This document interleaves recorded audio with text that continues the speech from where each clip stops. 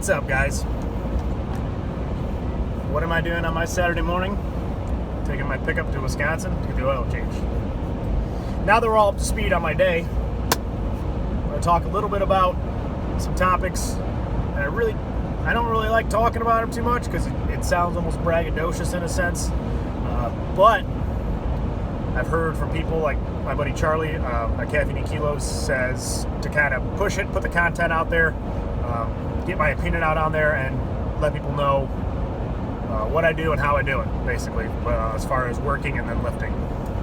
So, I see a lot of people, first off, I see a lot of people online that kind of make this is the reason why I don't like to bring this topic up. They'll bitch about working a 10-hour shift, a double, a 12-hour, a 14-hour day, whatever it is, and they're like, oh, still managed to get in the gym, and that's great, I respect it. But you don't need to do it every time you step foot in the gym. Then it seems kind of braggadocious in a sense. Why can't you just, snap a selfie and just say you're at the gym? Why do we need the backstory? So it kind of comes off, if you kind of keep saying that, you kind of come off as like, yeah, I guess that's braggadocious. I don't really like doing that. But at the same time, it can inspire people to a point. So that's why I'm bringing it up. So, but also, if you're complaining or whatever you're doing with going to the gym and how much you work and all this stuff, you chose that life, dude. You chose it. You chose your career. You chose your job. You chose to do what you do for a living, whether it's good or bad for your lifting career or not. You chose that shit, so don't bitch about it. There's some days, yeah, I might bitch about maybe like who I was working with or the job that day kind of sucked, but I'll never get pissed off at the work I do or the decision I made, and I'm not gonna make that as an excuse to not be a good lifter, because I chose this life, and you chose yours, so don't bitch about what you do and why you can't make it to the gym. That's my first little rant. So a lot of times I'll go into work, the normal shift's just a 7 to 3, or 7 to 3:30, 40 hours a week, but we work a lot of overtime. Usually anywhere from, there's some guys that have like 2,000 hours of overtime a year to, I think I have like 1,300, so I'm probably in the year with 1,400 hours. And a normal work year is 2,000 hours. So you're almost, some guys are there double a normal work year. So they're putting in some fucking time. Me, I don't work at all. I have to, overtime-wise. Sometimes it's forced. So I'll show up to work and they're saying, okay, you're on 16 to further notice. You're on 14-hour days to further notice. And okay, rock and roll. I chose this job. Let's go. As far as getting to the gym and just grinding, sometimes I'm there at 11 o'clock at night until midnight, and then I'm sleeping. I get home, sleep till 4:30, 5 o'clock, and get up and I go to work. And do it all over again the next day. It sucks. Some people say, well, you need more sleep. It's more important than lifting because of recovery. And yes, you are right to a point, but I got to get my lifts in. If I don't get my lifts in, I feel like a piece of shit, honestly. You just feel kind of sluggish, especially if your diet's off and you're not lifting. You're not going to feel good. So you just, it's hard to tell me to sit here and tell you how to get in the gym after working. You just put your head down and, like my buddy Ryan Doris always says, you just grind that shit, dog. Just grind. You might miss a little sleep. You might be sore from working all day, but just get in the gym. My thing is, if you can just get in powerlifting, so right, if you could just get maybe your bench, your deadlift, and your squat in a week, 3 times a week, if you're super busy with work, then get in so you at least can keep your gains and not degress and maybe get a little progress. So you at least get something out of it when you're busy. So I can't sit here and tell you how to get in the gym. I just can tell you what I do. Also, I put like a little home gym together that sometimes I use. Makes it a little easier, just like a squat rack and a leg press and a pull-down machine and some dumbbells and a bench. Nothing too impressive, but you think about how much time you spend before you go to bed. You go on Instagram and you like all Tom Cal 1's videos. You go on Facebook and you watch all my videos. And you go on whatever, Pinterest and all that other shit, and you're scrolling for 30, 45 minutes till you fall asleep.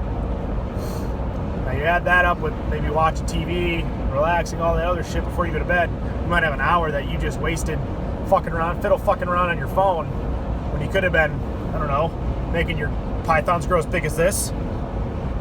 Super average. But no, seriously, you kind of got to get your priorities in line.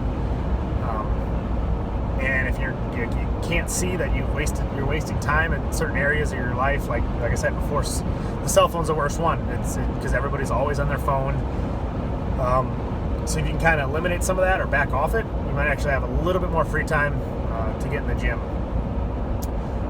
Let's see what else. I had some questions on deadlifts, and right now I'm in a pickup, so it's going to be real hard to tell you how to deadlift.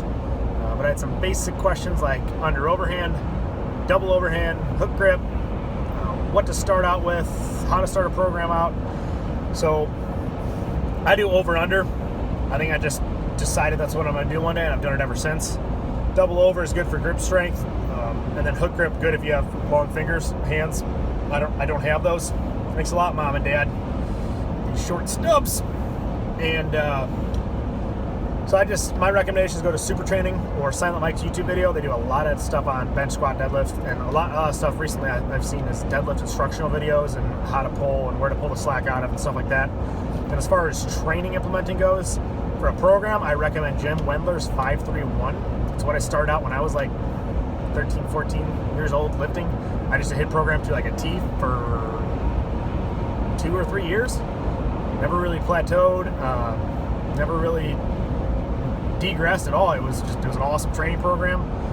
Then I went on to do different training programs. The Lily Bridge method. Now Silent Mike is coaching me with squat and deads, and then I got Jaron coaching my bench. But I'd recommend like a 5-3-1 program. Super simple to get into. Just you program your number off his percentages he tells you, and you run with it. Super easy. As far as I want to touch on powerlifting meet prep a little bit. So I'm going to start meet prep here soon. I'm going to shoot for the APF state meet in Sycamore, Illinois. It's the end of March. So that's my plan right now to compete in that. And a couple just tips of advice for you guys. One, I've touched on weight cutting. If you're a beginner, do not do it. If you're going for a big record, okay, do it. But other than that, those are the only 2 reasons you should either do it or not do it. Big record, okay, cut. If you're not going for a record and you're just doing it to be in a lower weight class because you think it sounds better, just don't. Just put up a good fucking total. This meet will be my first, nice job, my first meet at 198. So I'm just coming out and saying that now. So I just want to, honestly, I want to put together a good total. I don't want to worry about cutting weight. I'm not going to go chase a world record this time. I'm just going to go. I'm going to lift. I'm doing a meet that's 10 minutes away from my house. So I could probably get some backyard haters hating on me when I put up a good meet total, because they'll say my friends are helping me. But it's really not like that at this meet. Also, I would recommend getting a training program or having someone running your bench, squat, deadlift. It has made my life so much easier having Jaron Rutledge run my bench and Silent Mike run my squat and deadlift. I ain't got to think, I just got to lift. It's perfect for me. I'm an idiot. No, but it does make it a shitload easier if you just got to show up, you look on your phone at your email, what am I doing today? What are my working sets? What are my accessories? Okay, you're done. Cool. See ya. I'd really recommend doing that, especially like even off-season lifting.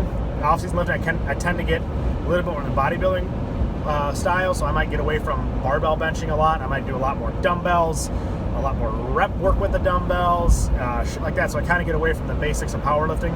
And now I had them both run my off-season program, which I'm still running now, and then they're going to run my meet preps. So if you guys are on the fence about when to get a program or not, you can hit up either of those guys. I'm sure they'd be more than happy to help you out. Just let them know that I sent you. And it's going to make your life a lot easier, trust me. And you're going to have a very good meet, because there's nothing more disappointing than flying halfway across the country and having a shitty meet. Trust me. I know from experience. Trust me. So if you're going to plan a meet, just pony up some money and get a fucking coach. Online coach, whatever. It's going to make a big difference. I can already tell on my off-season programming that when I'm on season, when I'm going to go to a meet, and I'll peak. I know it. Because those are some really good guys to have your back and coach. And if you look at the people who they've coached before and the numbers that the guys have put up and the meets and the totals they put together, they got both great backgrounds. So recommend getting a coach. If you don't want to use them, whatever, Juggernaut, like I said, Jim Wender's 531, good training programs, but get on a program so it kind of keep your ass in the gym, and it makes you have to be there 3-4 times a week, regardless of your schedule. It kind of keeps you honest, keeps me honest. That's why I kind of like to choose meets or have people run my program even in the off season, because it's going to keep me honest. And if I don't, Jaren's going to be texting me, hey, where the fuck are my videos? So that's my recommendation as far as meet prep. This sums up my video. I'm going to be doing a video soon on squat setup. I feel like that's overlooked a lot. I feel like a lot of things are rushed before the squat even happens, as far as back tightness, setting up and whatnot. So I'm going to come out with a video with that hopefully in a week or two. Sorry I don't put a lot of these videos out.